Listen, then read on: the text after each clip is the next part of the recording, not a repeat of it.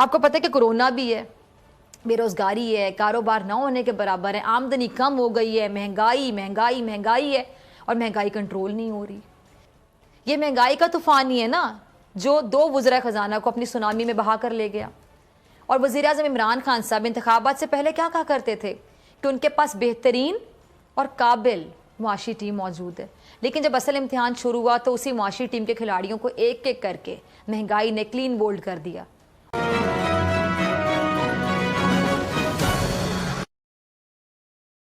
तो दोस्तों, महंगाई ने आजकल पाकिस्तान के अंदर काफ़ी हाहाकार मचा रखा है।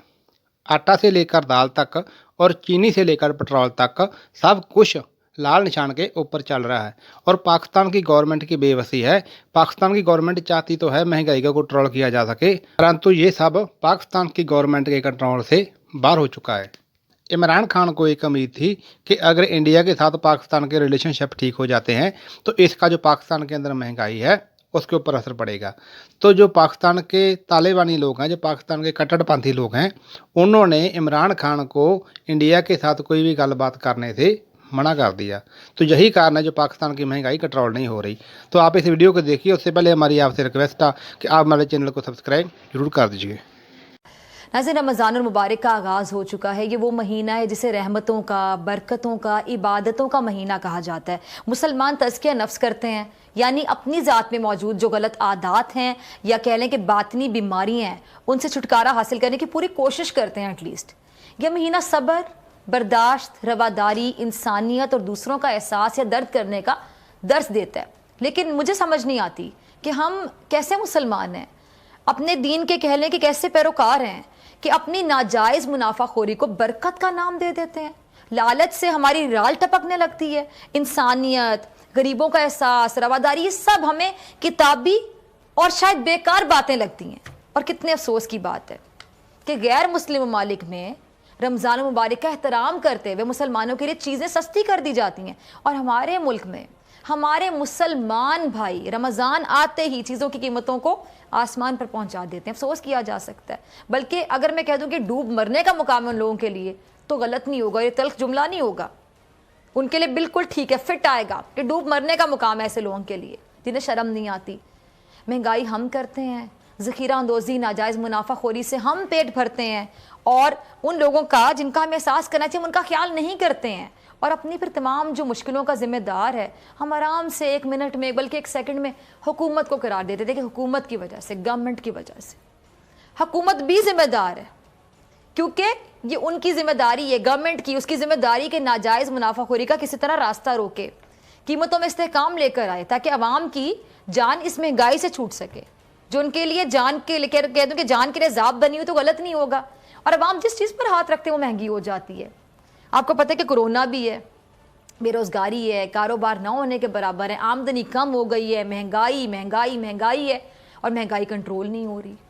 खाने का तेल महंगा है, फल महंगे हैं, सब्ज़ी महंगी है, और वो जो गरीब की डिश कहलाने वाली दाल है वो महंगी है, आटा महंगा है, चीनी महंगी है।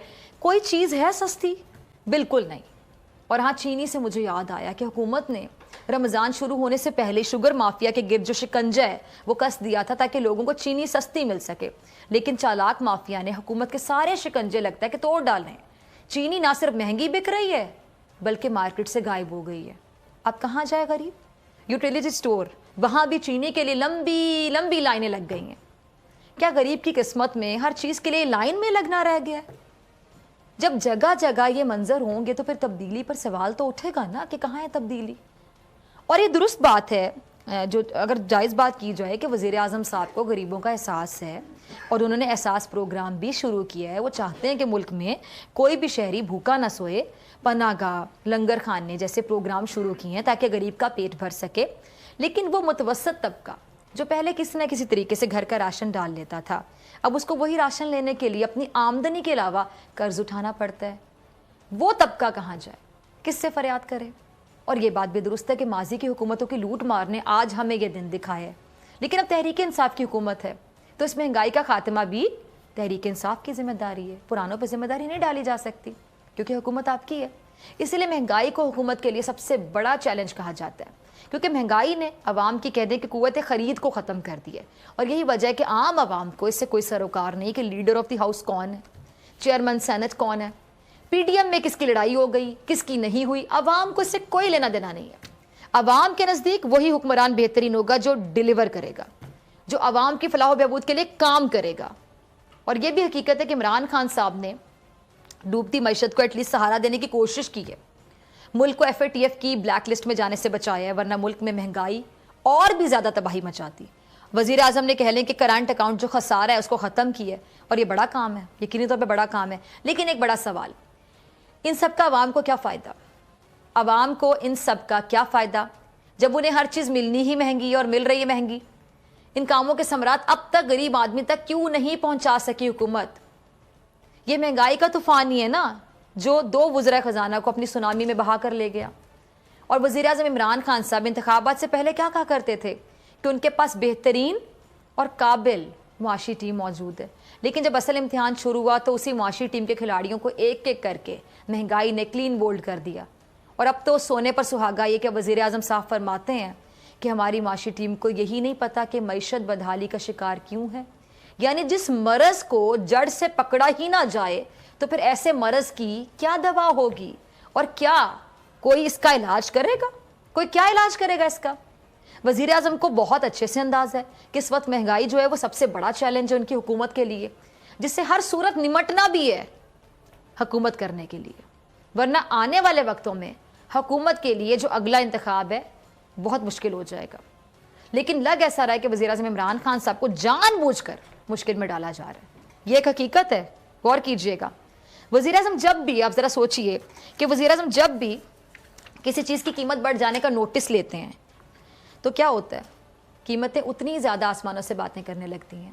اب ظاہری سی بات ہے کہ وزیر اعظم ہمیشہ مافیا کے خاتمے کی بات کرتے ہیں، اور یہ مافیا ہی ہے جو ہر شعبے میں باقاعدہ کہتے ہیں کہ سانپ بن کے بیٹھا ہوا ہے۔ یہ مافیا نہیں برداشت کرتا ہے، کیسے برداشت کر سکتا ہے کہ اس کے کالے دھندے پہ حکومت کے ڈنڈے برسنا شروع ہو جائیں؟ اسی لیے سارا مافیا حکومت کو ناکام کرنے کے لیے چکر چلا رہا ہے۔ رمضان المبارک کا مقدس مہینہ جہاں پوری دنیا میں بنیادی اشیاء کی قیمتوں میں کمی کر دی جاتی ہے، لیکن ہمارے ملک میں الٹی ہی گنگا بہتی ہے۔ ابھی رمضان آیا نہیں ہوتا لیکن ذخیرہ اندوز اور مافیا پہلے ہی آٹا پکتے ہیں اور 2 ہاتھوں سے عوام کو لوٹتے ہیں، اور ان کو کوئی پوچھنے والا نہیں ہوتا۔ اب حکومت نے رمضان المبارک میں رمضان پیکج کا اعلان کیا جس میں عوام کو اشیاء ضروریہ کی قیمتوں میں چھوٹ دی، لیکن مافیا کوئی بات ہضم نہیں ہوئی کہ عوام تکلیف سے ریلیف تک کیوں پہنچے۔ تو کیا کیا جی؟ حکومت کی مقرر کردہ قیمتوں کو پس پش ڈال کر دکاندار من مرضی کے دام وصول کر رہے ہیں۔ وہ چینی جس نے حکومت کی زندگی میں کڑواہٹ گھول دی، وزیر اعظم عمران خان صاحب نے رمضان کے مقدس مہینے میں اسی چینی کا ریٹ 85 روپے فی کلو مقرر کیا، لیکن اب ذخیرہ اندوزوں کی ہٹ دھرمی دیکھ لیں کہ چینی کہیں مل ہی نہیں رہی، نایاب ہو گئی چینی، بالکل ایسے جیسے پہلے آٹا نایاب ہو گیا تھا، غائب ہو گیا تھا۔ پھر پیٹرولیم بحران پیدا کر دیا گیا، اور وزیر اعظم نے چینی بحران کے ذمہ داروں کے گرد گھیرا تنگ کر رکھا، اور شاید اسی گھیرے کو توڑنے کے لیے یہ لوگ مل کر حکومت کو ناکام بنانے کی کوشش میں، سازش کہہ لیں اسے۔ حکومت اقدامات کو ناکام بنانے کی باقاعدہ سازشیں ہو رہی ہیں، لیکن پھر بھی وزیر اعظم مافیا اس کو چھوڑنے کے لیے تیار نہیں ہے۔ اور اس حوالے سے چاہے اپنا ہو چاہے پرایا ہو، وزیر اعظم سب کو ایک قانون کے نیچے لانا چاہتے ہیں، ایک قانون۔